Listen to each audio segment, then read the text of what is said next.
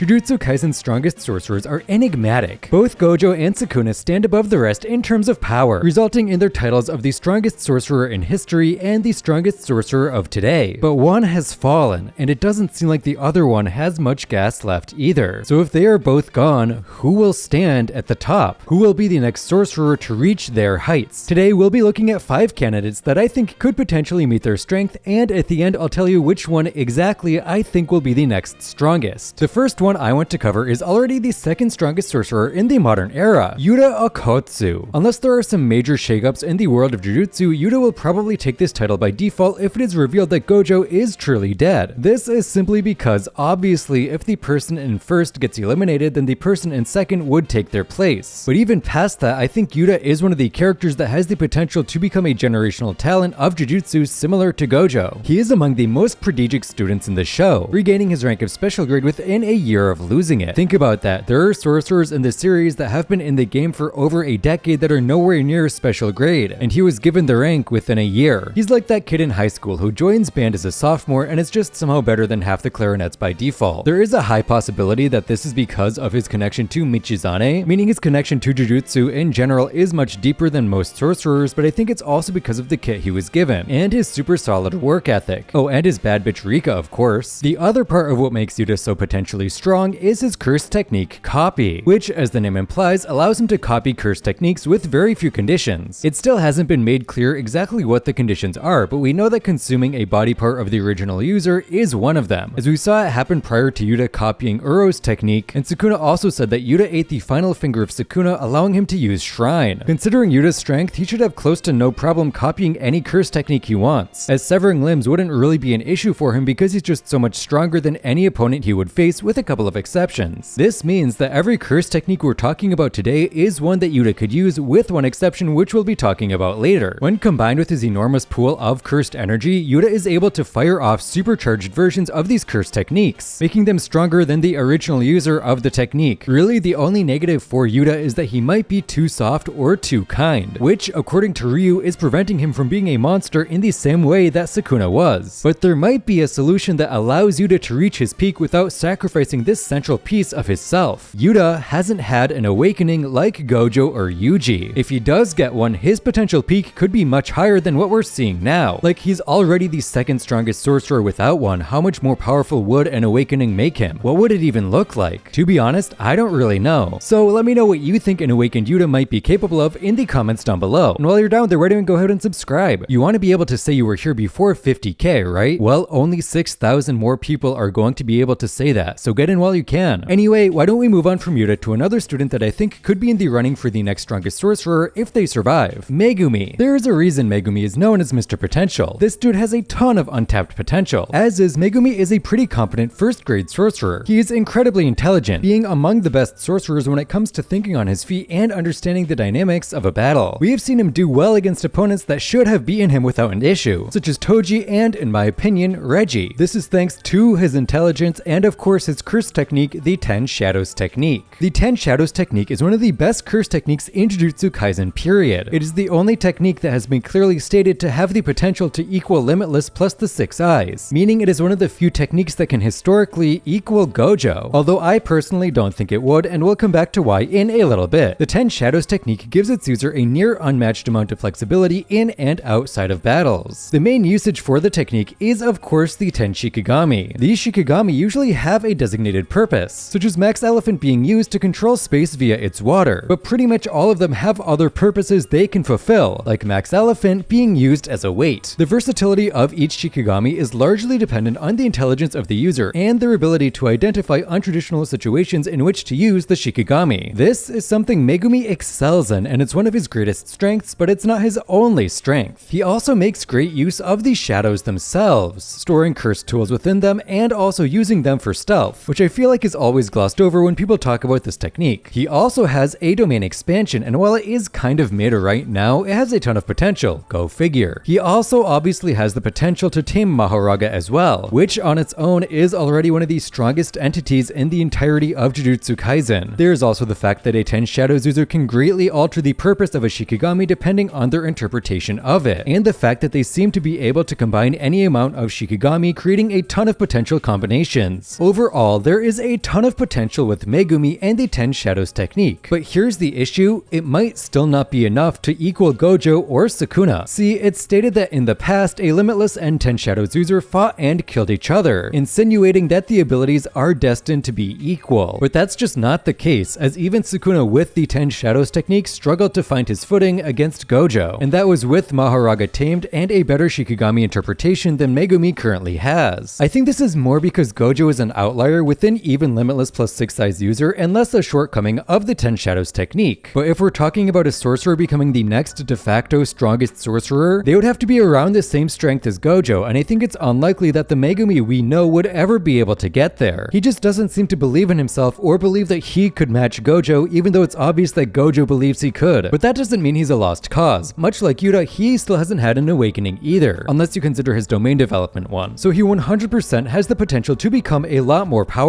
Of the sorcerers that are realistically in the contention for the next strongest sorcerer, Megumi is definitely not one of my top picks, but I still think he's worth mentioning because there is a world that he gets there. Next we have a sorcerer that might be a bit of a surprise. Now, maybe I'm glazing here, but I kind of think Ouii has the potential to get there. I know, it's probably way too early to tell, but if we want to talk about Jujutsu prodigies, Ouii has got to be in the discussion. This dude is 12 years old, literally a 6th grader, and already has mastery of his curse technique and a simple domain. Let's start by dissecting his technique and talking about its potential a little bit. Oui's ability is basically teleportation. If someone is with Ouii, he can teleport both of them to a person or place he has marked beforehand. While this is a good ability, it isn't what makes the kid strong. What makes him potentially broken is his ability to swap souls between two people. To do this, he needs the permission of the two people he is swapping the souls of. But as far as we know, he doesn't need to be truthful about why he's swapping or who he's swapping with. He also says that he basically switches the contents of the two bodies without opening them, but that doesn't mean he can't open the boxes like Mahito, he just doesn't. Basically, what I'm saying is that with the information we have now, it appears that Ouii is able to manipulate the soul as long as he has permission to do so. This isn't inherently powerful due to the condition of permission, but we have seen conditions be removed from curse techniques before, and we've also seen workarounds be established for curse techniques as well. For instance, is there a time limit for the permission? Like if he gets permission for someone and then swaps them with someone else 10 years later, is that still valid? If so, this dude could be completely disruptive to Jujutsu society. Ouii also has yet to develop a curse technique reversal, which could be broken with his soul swapping abilities and with teleportation in general. On top of this, and this is a bit of theorization, but I think Ouii is being groomed by the Jujutsu higher ups as well. Not like that, I probably should have used a better word, but what I mean is they're probably already watching him because he is so good at Jujutsu. There are two main reasons I think this. First of all, he always seems to be under the watch of Mei. This is likely because he is just literally a child and Mei or the higher ups want to make sure he's safe, but it could also be a strategy to gauge his growth or make sure he doesn't turn into a cursed user against Jujutsu society because of his potential. This point is a bit far-fetched, but I think the next one is more concrete. He's already wearing the white Jujutsu school uniform. The black uniforms we see in Jujutsu Kaisen are based off of traditional Japanese high school uniforms. In some high schools, trouble students don't wear the black uniform. Instead, they're giving a white uniform to signify their disruptiveness. Yuta was given a white uniform in Jujutsu Kaisen 0 because of Rika and his designation as a special grade. Ouii also wears a white Jujutsu uniform, implying that he might already be considered disruptive to Jujutsu society. If my assessment is correct, it could mean that this 12-year-old is already being sussed out to be a special grade even at his young age. Ouii is definitely a character that has a ton of potential in the world of Jujutsu. He may be a wild card on this list, but he's not as much of a wild card as my next pick, Miwa. Miwa is really unlikely, but let's be honest for a second. She's only been in the fight against Sukuna for one panel and she's already done more than Kashimo did, as she at least protected Maki with simple domain. So if we're measuring her against another strongest sorcerer, technically she could be considered equal to Kashimo if we go off feats alone. Maybe she's not quite fit to be the strongest in an era with Yuta and Megumi, but if the world is destroyed by the merger and she is left with a world of farmers, like the world Kashimo was in, maybe she could rise to the top. She is considered one of the goats for a reason, but she's not quite as much of a goat as our final character, Yuji Itadori. In my opinion, Yuji is the second most likely to become the next strongest sorcerer, because it has been stated that he has the potential to equal the strongest sorcerer. I just made a whole video talking about whether or not Yuji is a special grade, so I don't want to spend too much time on this topic. So let's start here. Yuji Yuji, even now, has two of the best curse techniques in the series: Shrine and Blood Manipulation as a Death's Painting. Normally, Blood Manipulation is kinda mid, but as a Death's Painting, Yuji gains the ability to turn cursed energy into blood directly. This allows him to bypass the high cursed energy requirement of Reverse Curse technique, and allows him to use his blood much more recklessly than a normal Blood Manipulation user. It is an especially broken attribute when you consider his potential to be equal to Sukuna means he has the potential to equal the largest cursed energy pool in the series by a wide margin. This means that if Yuji makes it to that strength and grows his cursed energy pool along the way, he will have basically unlimited blood, which is kinda gross now that I say it. And that's not even considering Shrine, which, I mean, we've all seen how broken that can be under Sukuna's control. But there are two things that I think are kind of holding Yuji back a bit. First of all, much like Yuta, he might be too nice to reach the ruthless strength of Gojo and Sukuna. We can see this clearly just in his usage of Shrine. When Sukuna uses Shrine, he throws his slashes in a wide range with complete disregard for who or what they might hit, as he doesn't mind killing anyone that stands in his way. Yuji, on the other hand, is seen using it precisely, as it seems he's trying to limit the damage he does to those that are not his target. This shows that his humanity is still very much intact, and as we established with Yuta, this would probably hold him back, unless he gets a whole nother awakening. But that's never happened before, so I'm sure it won't happen now. The other major reason I think he might struggle to become the strongest is that he no longer has Sukuna in his body. According to Kusakabe, a good amount of Yuji's growth comes directly from Sukuna using his body and being in his body in general, as it got Yuji used to using special grade level jujutsu. Now, I'm not trying to imply that all of Yuji's progress as a sorcerer was due to Sukuna and that he has no natural talent of his own. He definitely has some latent talent without Sukuna, as he's gotten stronger since Sukuna left his body, but it does seem like his growth rate is decently slower now compared to when Sukuna was with him. This doesn't mean he's completely out of the running or anything, but we have seen that fast learning and innate talent is the quickest way to the top. So many sorcerers get surpassed because they just don't progress fast enough, and without the Sukuna boost, that might happen to Yuji as well. I could totally see Yuji being the next person to attain the rank of the strongest, only for someone like Yuta or Megumi, who have more complex techniques that take longer to master, to pass Yuji, replacing him as the strongest. So who do I think is the most likely of these five to become the next strongest sorcerer? Well, for me, the order goes Yuta, Yuji, Megumi, Ouii, and Miwa. Okay, if we're being serious, Miwa isn't in the running. I love the goat, but she can't even swing her sword anymore, and she has no curse technique, so she can't really be in the conversation. As for why I think Yuta is the most likely, he just has the most going for him: an enormous pool of cursed energy, a broken domain expansion, and a technique that can beat any technique. As I already said, Shrine, 10 Shadows, Ouii technique, Yuta can use all of these and fuel them with more cursed energy than any of those three. This combined with the fact that he hasn't had an awakening means that I think he has the highest potential out of everyone. Yuji is in second, partially because Megumi is just too questionable right now, and partially because of the potential to equal Sukuna. He is also the main character, and it's a pretty common trope for the main character of a shonen series to end it as the strongest character. So that's another aspect if you want to get meta. And I feel like the final three are pretty self-explanatory. So thank you all for watching. I hope you enjoyed the video. Sorry for the abrupt ending, and I'll see you next week.